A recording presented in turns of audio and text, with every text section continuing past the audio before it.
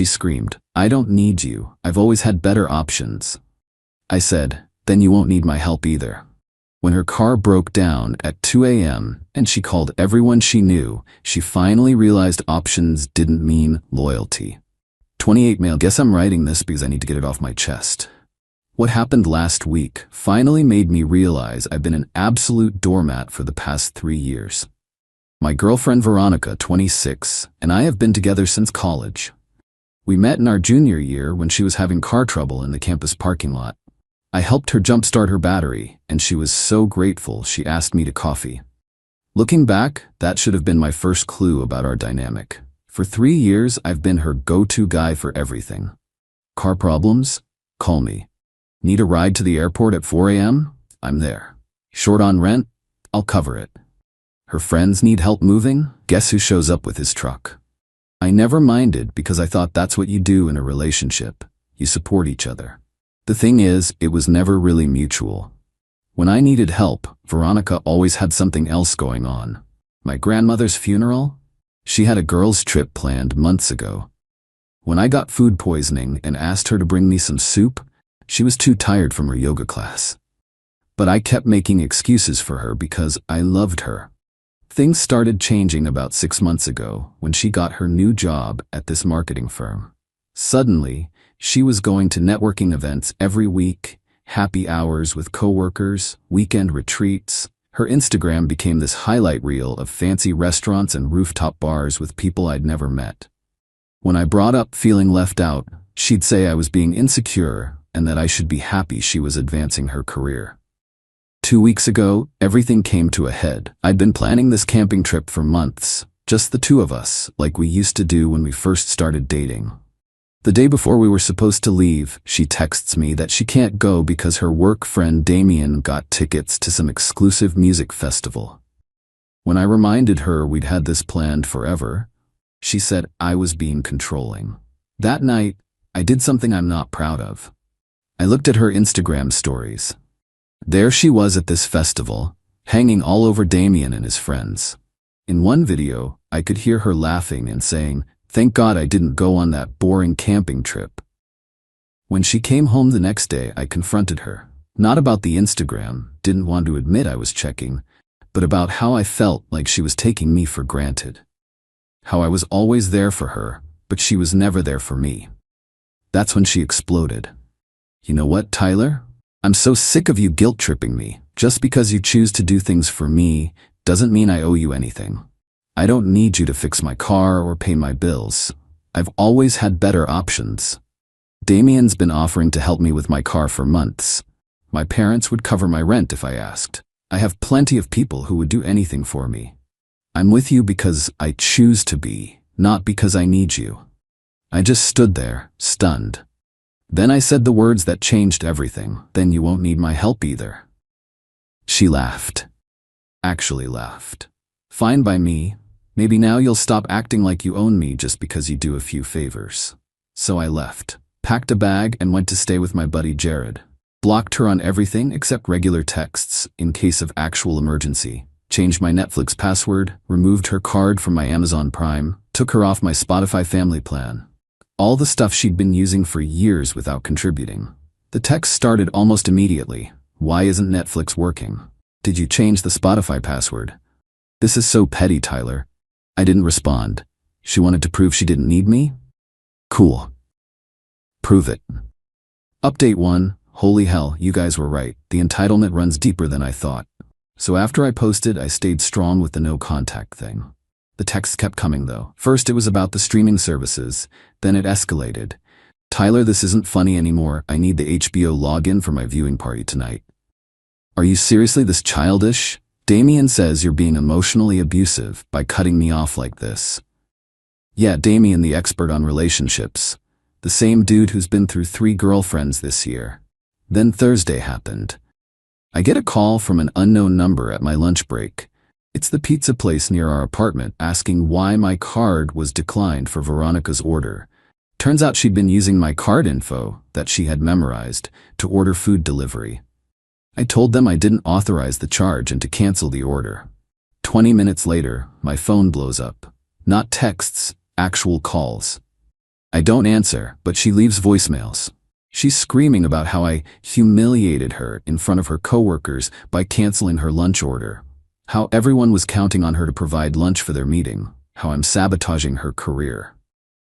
That night, Jared and I are gaming when he shows me Veronica's Instagram story. She's at another fancy bar with her work crew, caption reading, "Surround yourself with people who add value to your life, shash, leveling up, know your worth." But here's where it gets good.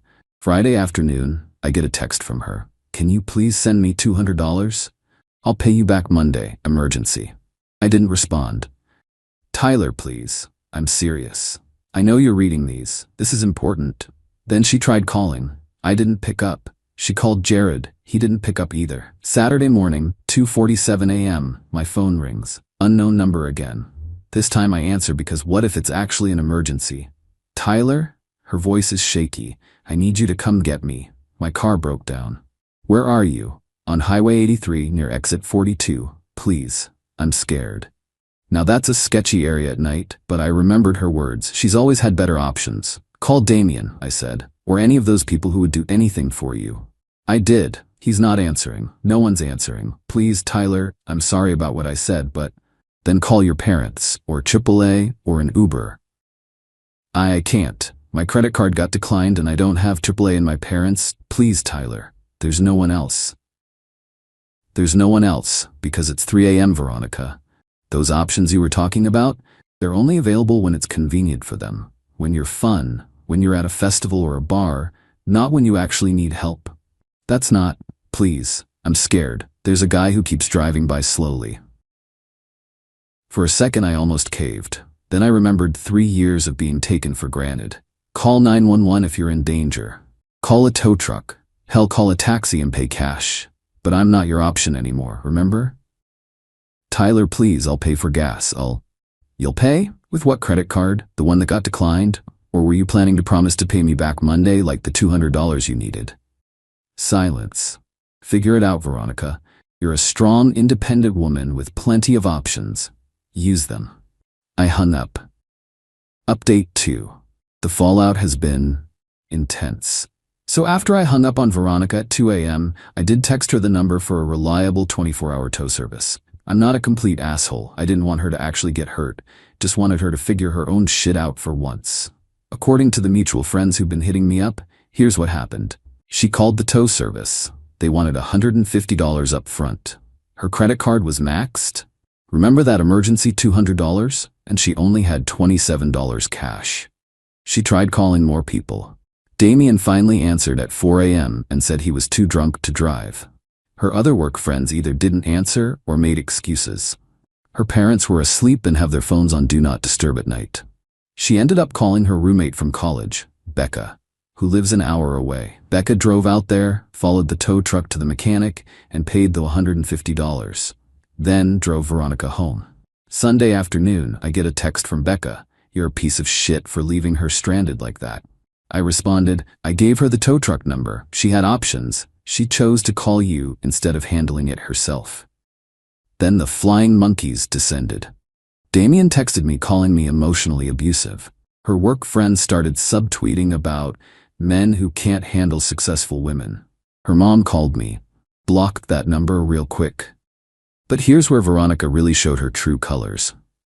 Monday comes around, the day she was supposed to pay me back that $200 I didn't lend her. Instead, she posts on Facebook. Yeah, she still uses Facebook. This long rant about financial abuse and how I trapped her by making her dependent on me and then cutting her off. Trapped her by letting her use my streaming services, by helping when she asked. The comments were wild. People who don't know the whole story offering her places to stay, saying she should sue me, calling me a narcissist. So I did something petty. I commented with screenshots, her texts asking for money, her voicemail transcripts screaming about the pizza, a photo of my credit card statements showing all the times I've covered her rent, groceries, gas over the past year, totaling about $8,400. Her text saying she has always had better options, just clearing up some confusion. I didn't trap anyone. I stopped being an option after being told I wasn't needed.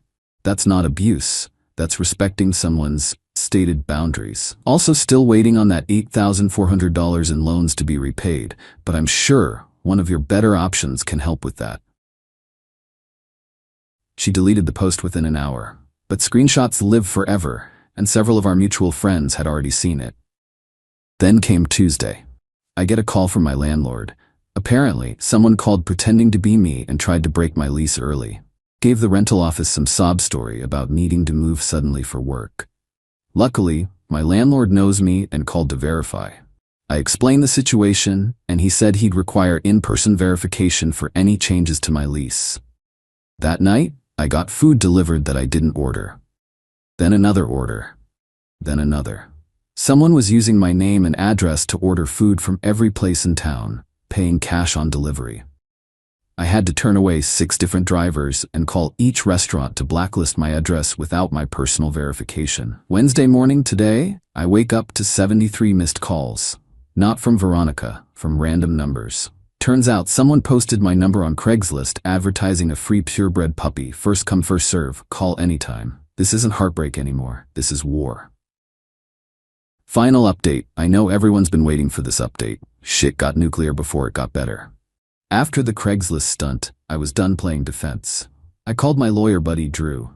Yes, I have a lawyer buddy, went to high school together, and I helped him move 4 times during law school. See, Veronica? That's what real loyalty looks like.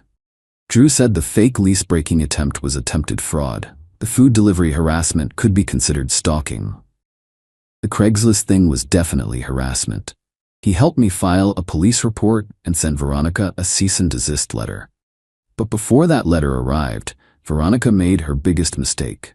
See, during our relationship, I'd helped her with her resume and LinkedIn profile.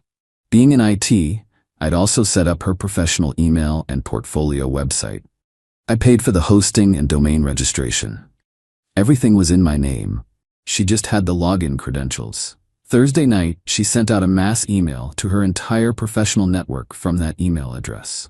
The email was supposedly from me, confessing that I was a controlling, abusive partner who was trying to sabotage her career out of jealousy. It went to her boss, her coworkers, her clients, everyone. One problem: I get copies of all emails from that domain. I saw it in real time. I immediately logged in and sent a follow-up from the same address. The previous email was sent without authorization. This email account belongs to my name and has been compromised. Any misuse will be reported to the authorities. Please disregard the previous message. Then I changed all the passwords and locked her out. Her boss called me the next morning. He was not happy. Apparently, using company contacts for personal drama was a fireable offense. Plus, impersonating someone else to send defamatory emails? Yeah, that's actually illegal. By noon, Veronica was in full panic mode. The cease and desist had arrived. Her boss had suspended her pending investigation. And remember that car that broke down? The mechanic called. It needed $2,400 in repairs. Her parents, who she'd finally told about our breakup, were furious that she'd hidden it and lied about why she needed money. She showed up at Jared's apartment that evening, not to apologize, to scream at me for ruining her life. Jared filmed the whole thing on his phone, with my permission.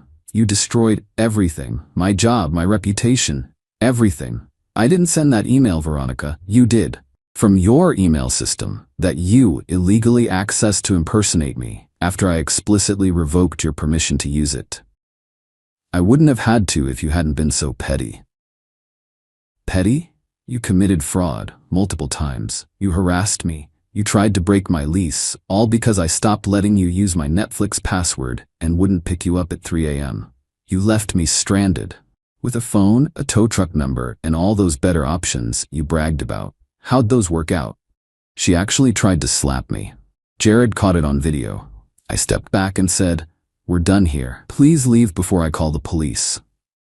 She screamed more threats, including a very specific one about making sure I never work in this town again. All on video.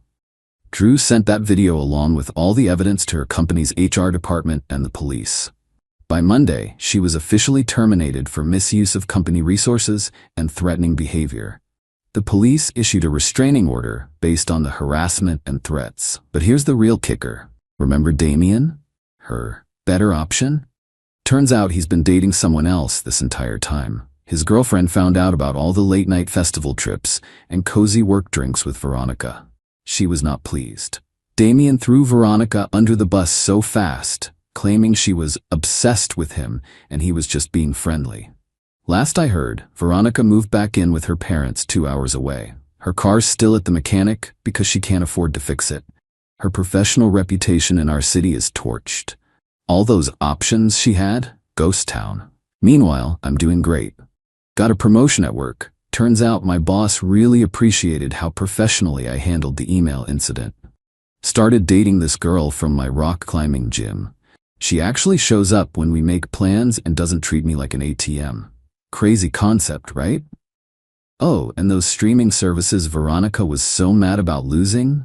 My new girlfriend suggested we split the cost 50-50 without me even asking, because that's what actual partners do. To everyone who said I dodged a bullet, nah, I dodged a whole ass missile. Looking back, I can't believe I put up with that shit for 3 years. But you live and learn. And Veronica, if you're reading this, hi Becca, I know you'll show her. Remember, you were right about one thing. You always had options. They just weren't better. They weren't even good.